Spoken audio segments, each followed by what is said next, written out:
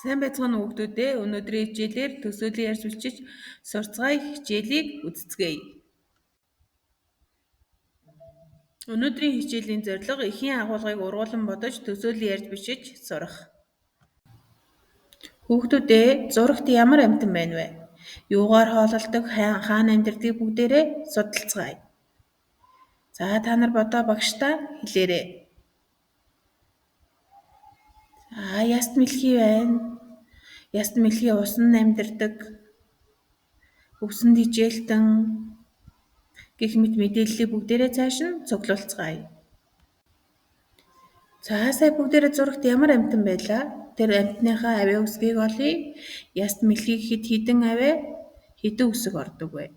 Дээрх үгээр холбоог бүгдээгээд өгүүлбэр зохио бичээрэй дэвтэртээ.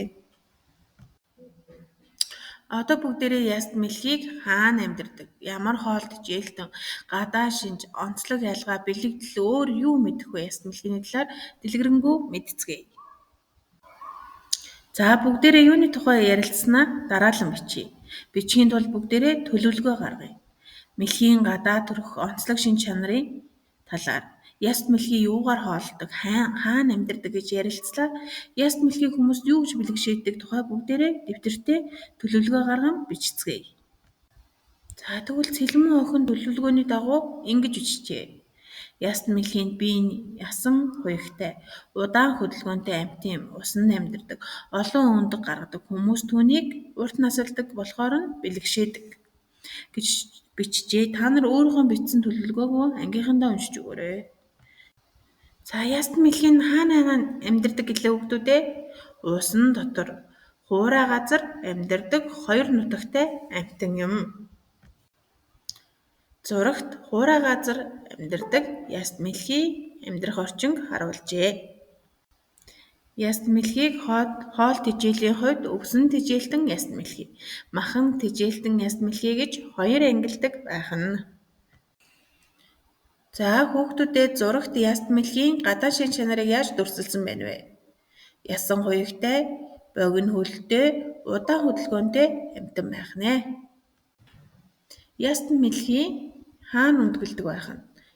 Элсэн дээр үндгэлдэг байх нэ. За яст мэлхийн мөн сайн сонсож чаддаггүй байх нь. За хүмүүс яагаад яст мэлхийг урт наслахын бэлэгдэл гэж авч үздэг вэ гэхээр яст мэлхийн 100 гаруй жил амьдардаг учраас тэгж бэлэгддэг байх нэ. Мэдээллийг уншиж танилцаад өөрийнхөө мэдээллийг засан сайжруулж бичээрэй.